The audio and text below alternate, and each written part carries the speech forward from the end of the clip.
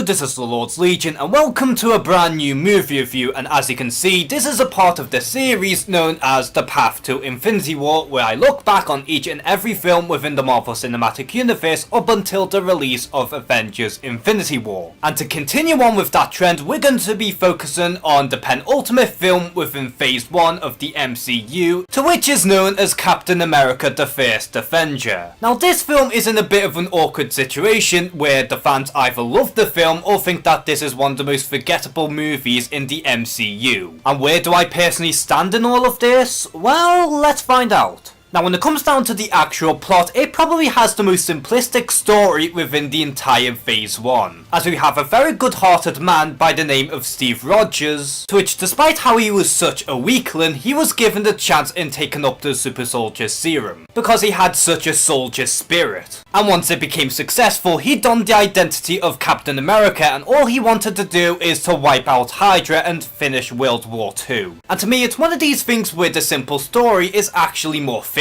But what did I personally think of the movie?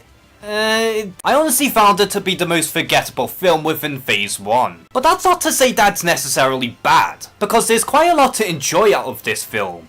Because for one, the cast as a whole were pretty spot on, and honestly I can't think of anyone else that could be a better Captain America than Chris Evans. Because he does embody the whole truth, justice in the American way, but not only that though, but he can also make the character seem a lot more three-dimensional and add a lot more layers to the Boy Scout character. And coming from a character like Captain America, that is such an accomplishment. Hugo Weaving has done a deliciously hammy performance as the Red Skull, and he does embody the villain from inside and out. Although my only real complaint is that I wish we could have had more of him, and have him interact with Captain America more, because we really didn't have all that much. But either way, I have got to admire his actual Red Skull, because it looks pretty retro, but at the same time it doesn't look over the top either. Hayley Atwell as Peggy Carter is a pretty kick-ass character. And what I really love about Peggy Carter is the fact that she is more than just a love interest, but an actual character of her own. And she is more than just a damsel in distress. Sebastian Stan did a really good job playing Bucky in this film, and his whole friendship between himself and Steve Rogers is very memorable, because they both really bounce off of one another and it felt dynamic. Dominic Cooper was also pretty good as Howard Stark, although he wasn't really used as much. Nothing terrible by any means, but I wish they could have done a bit more with the character. And lastly, we have Toby Jones as Arnim Zola, and he was incredibly slimy, and that is something that is really fitting for the character. And honestly, I think he pulled it off quite well. Now, what I really admire from The First Avenger is the fact that it is set in World War II, and that it is a period piece. And because of that, this film is easily the most unique out of all of the films in Phase 1, because the movie has its very own aesthetic.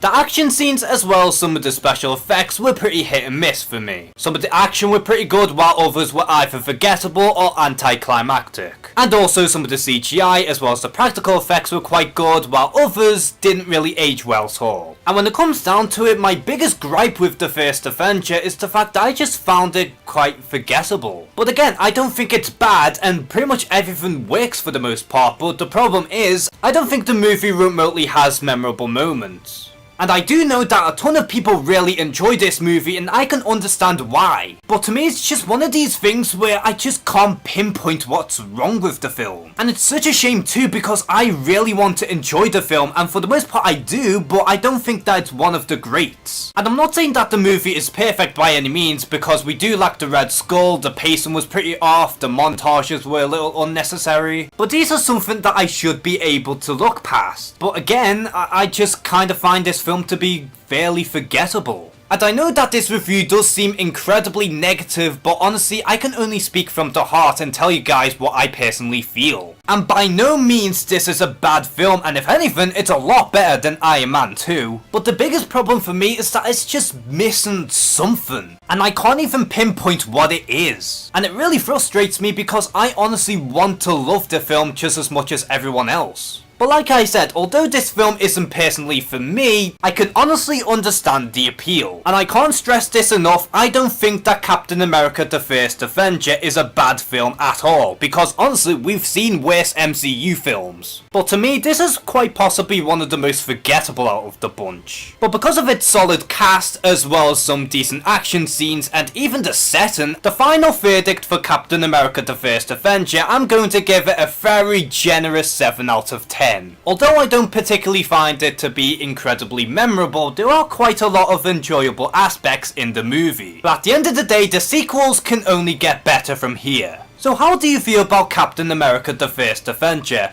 Do you believe that this is an underrated gem within the Marvel Cinematic Universe, or do you believe that it's probably one of the most forgettable? Comment below and share some thoughts. And as always, thank you guys for watching this video, please like and subscribe, take care and have a good one.